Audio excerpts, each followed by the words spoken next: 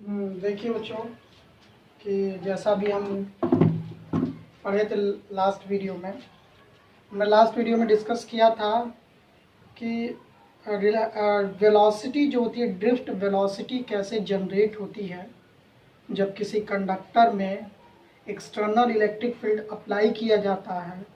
तो जो इलेक्ट्रॉन होते हैं वो lower potential to higher potential movement करना स्टार्ट कर देते हैं। वो जो मूवमेंट होती है उसमें वो जो ड्रिफ्टिंग होती है, उसमें जो वेलोसिटी क्रिएट होता है उसे हम लोग बोलते हैं ड्रिफ्ट वेलोसिटी। तो यहाँ पे अब हम लोग देखेंगे कि ड्रिफ्ट वेलोसिटी का एक्सप्रेशन क्या हो सकता है, उसका डेरिवेशन देखेंगे ड्रिफ्ट वेलोसिटी का।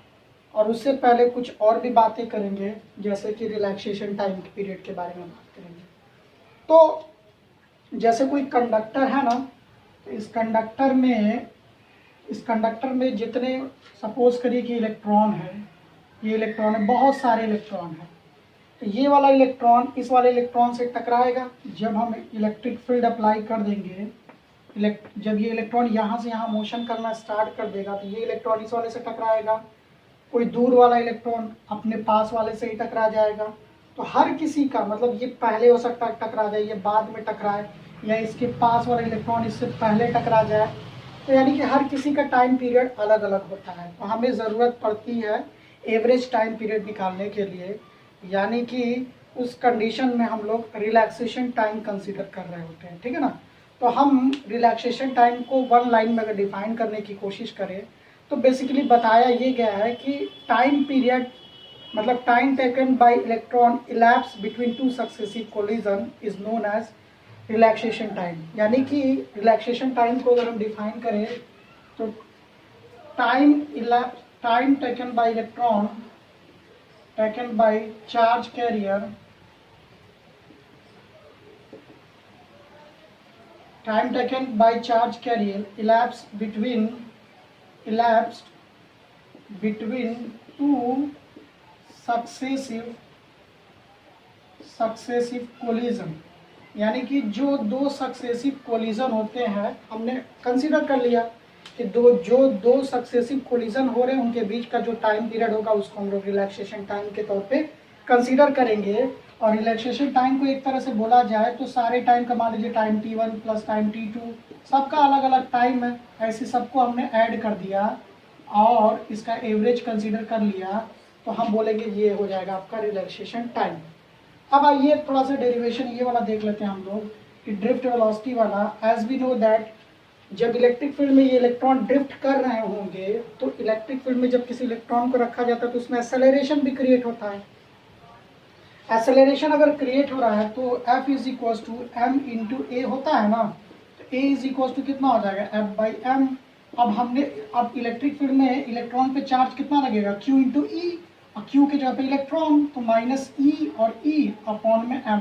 Q इज इक्वल टू क्या होता है, F इज इक्वल टू क्या होता है Q इंटू ई। जब भी किसी इलेक्ट्रिक फील्ड में किसी चार्ज को रखते हैं तो F is equal to Q, इस पे फोर्स लगता है, Q मतलब इलेक्ट्रॉन यहाँ पे कंसिडर करें तो minus e by m, mass of electron.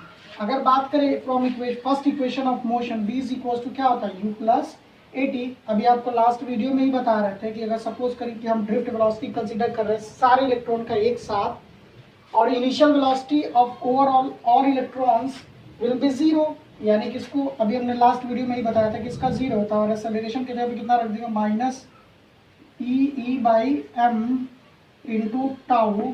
Tau is the relaxation time, यानी कि ड्रिफ्ट वेलोसिटी जो निकल के चला आएगा, drift velocity is equal to हो जाएगा minus e tau by m. ये आपका एक्सप्रेशन आ गया। It's a very easy and convenient method to find out drift velocity expression, ठीक है ना। तो ड्रिफ्ट वेलोसिटी ये आपका आ गया। अब इसमें ड्रिफ्ट वेलोसिटी की डिपेंडेंसी देख लेते हैं। तो ये इलेक्ट्रिक फील्ड पे डिपेंड करता है और रिलैक्सेशन टाइम पे डिपेंड करता है। अगर इलेक्ट्रिक फील्ड बढ़ेगा तो ड्रिफ्ट वेलोसिटी भी बढ़ेगा, अगर रिलैक्सेशन टाइम बढ़ेगा तो ड्रिफ्ट वेलोसिटी भी बढ़ेगा। तो यानी कि ये दोनों का आप रिलेशन देख सकते हैं, ठीक है ना, डिपेंडेंसी देख सकते हैं। एक क्वेश्चन इसमें नॉर्मल पूछता है कि टेम्परेचर इंक्रीज करेंगे तो ड्रिफ्ट वेलोसिटी पे क्या फर्क पड़ेगा। तो देखिए टेम्परेचर अगर आप इंक्रीज करेंगे तो कोलिजन, नंबर ऑफ कोलिजन बढ़ने लगते हैं, कोलिजन जल्दी होने लगता है, तो वो अपने वेलोसिटी को लूज करने का ज़्यादा चांसेस होता है। ये गया ये इलेक्ट्रॉन दूसरे वाले से तुरंत टकरा गया तो इनके बीच का जो टाइम ड्यूरेशन था वो क्या हो चुका है, कम हो चुका है।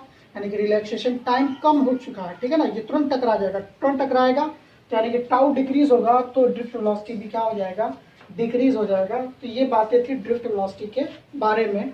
अब हम देख लेंगे थोड़ा सा एक्सप्रेशन, इलेक्ट्रिक करंट के बारे में भी एक्सप्रेशन देख लेते हैं कि इसका क्या होता है, ठीक है, इसको नोट डाउन करिए।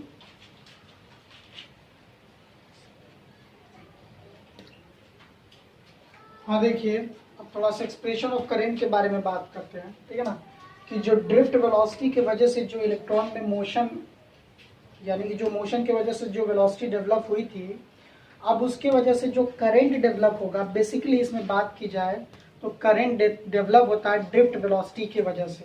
तो यानी कि ड्रिफ्ट वेलोसिटी की वजह से ही करंट डेवलप होता है, ना कि थर्मल वेलोसिटी की वजह से, ठीक है ना। तो इसमें अब हम देखेंगे कि कैसे करंट का एक्सप्रेशन फाइंड आउट किया जा सकता है। सपोज करिए कि ये कोई कंडक्टर है, ठीक है ना, सपोज कि this is a conductor whose length is capital L. इसका लेंथ कितना कंसीडर कर लीजिए, कैपिटल एल, और इसका क्रॉस सेक्शनल एरिया कितना कंसीडर कर लीजिए, कैपिटल ए, ठीक है ना। इसका cross sectional area capital A consider कर लीजिए। अब उसके बाद देखिए कि हम बात करें अगर इसमें इलेक्ट्रॉन होंगे, ठीक है ना, ये इलेक्ट्रॉन सारे हैं। इलेक्ट्रिक फील्ड हमने जब अप्लाई किया, इलेक्ट्रिक फील्ड जब हमने अप्लाई किया तो ये सारे के सारे इलेक्ट्रॉन इस डायरेक्शन में शिफ्ट होना स्टार्ट कर देंगे। तो अभी अगर हम बात करें कि अभी इलेक्ट्रिक फील्ड जब अप्लाई नहीं किया है, let us consider a conductor, let us consider, हम क्या मानेंगे, a conductor whose length is capital L and cross sectional area is capital A, यानी कि इसका क्रॉस सेक्शनल एरिया कैपिटल ए है और इसका जो लेंथ है वो इसका लेंथ जो है कैपिटल एल है। अब देखिए कि स्टार्टिंग में जब हम इलेक्ट्रिक फील्ड अप्लाई नहीं करेंगे तो ये अपने थर्मल वेलोसिटी से मोशन करेगा, और थर्मल वेलोसिटी स्टार्टिंग में सारे इलेक्ट्रॉन का अगर एडअप करे तो कितना हो जाता है, 0 हो जाता है, ठीक है। अब हुआ क्या कि इसमें हम थोड़ा सा पहले ये पता कर लें कि इसमें कितना इलेक्ट्रॉन है। तो इसमें हम एक टर्म को ऐड करेंगे स्मॉल एन को, और पूरे फिजिक्स में इसी के बारे में बात करेंगे। स्मॉल एन जो होगा चार्ज पर यूनिट वॉल्यूम, ठीक है ना, चार्ज पर यूनिट वॉल्यूम में कितना चार्ज है, यानी कि स्मॉल एन, इसको हम लोग चार्ज डेंसिटी भी बोलेंगे या इलेक्ट्रॉन डेंसिटी भी बोलेंगे, ठीक है ना, चार्ज डेंसिटी भी बोलेंगे या इलेक्ट्रॉन डेंसिटी भी बोलेंगे, चार्ज पर यूनिट वॉल्यूम या चार्ज डेंसिटी।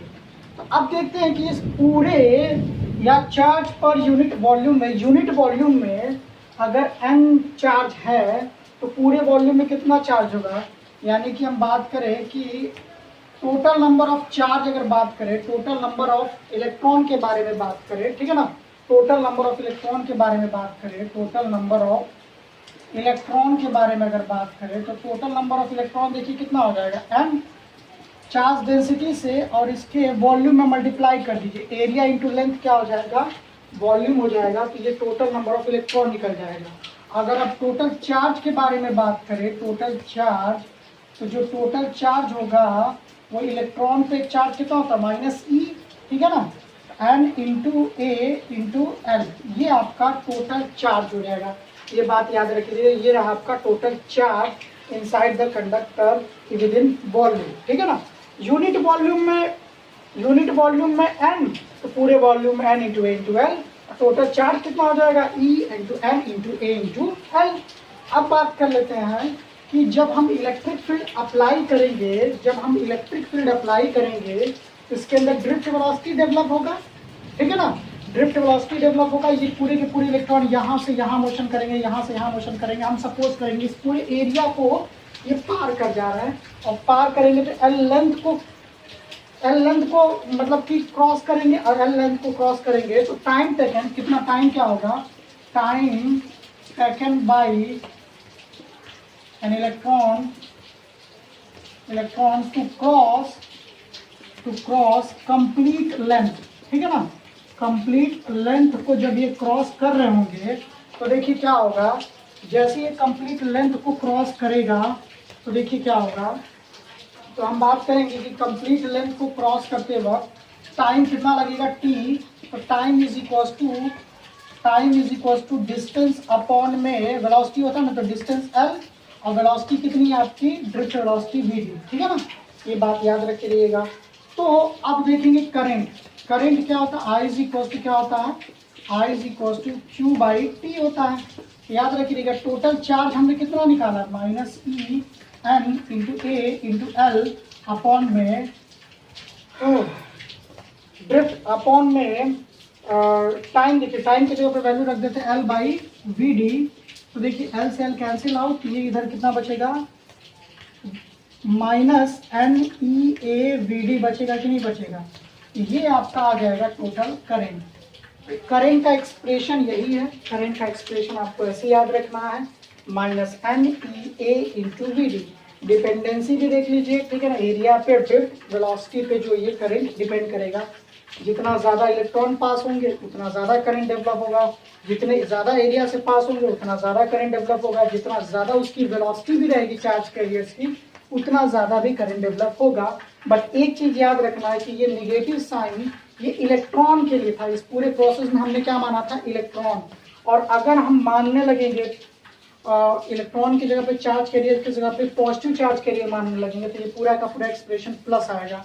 और ये निगेटिव साइन क्या शो कर रहा है, ये निगेटिव साइन ये शो कर रहा है कि इलेक्ट्रॉन के अपोजिट डायरेक्शन में, इलेक्ट्रॉन जिस डायरेक्शन में मोशन कर रहा है उसके अपोजिट डायरेक्शन में करंट फ्लो हो रहा है। ये बात याद रखिएगा, इलेक्ट्रॉन जिस डायरेक्शन में मोशन करता है उसके अपोजिट डायरेक्शन में करंट डेवलप होता है, ये बात याद रखिएगा। और अगर यहीं पे हम प्लस चार्ज के बारे में बात करें तो ये टोटल प्लस आ जाएगा, और अगर प्लस आया तो जिस डायरेक्शन में पॉजिटिव चार्ज मोशन कर रहा है कह सकते हैं कि उसी डायरेक्शन में इलेक्ट्रिक करंट फ्लो हो रहा है, जिस डायरेक्शन में पॉजिटिव चार्ज फ्लो कर रहा है उसी डायरेक्शन में इलेक्ट्रिक करंट फ्लो हो रहा है, जिस डायरेक्शन में इलेक्ट्रॉन निगेटिव चार्जेस फ्लो कर रहे हैं उसके अपोजिट डायरेक्शन में करंट फ्लो कर रहा है, ये निगेटिव साइन ये एक्सप्रेस कर रहा है, ठीक है ना। इस डेरिवेशन को नोट डाउन करिए, फिर आगे देखते हैं।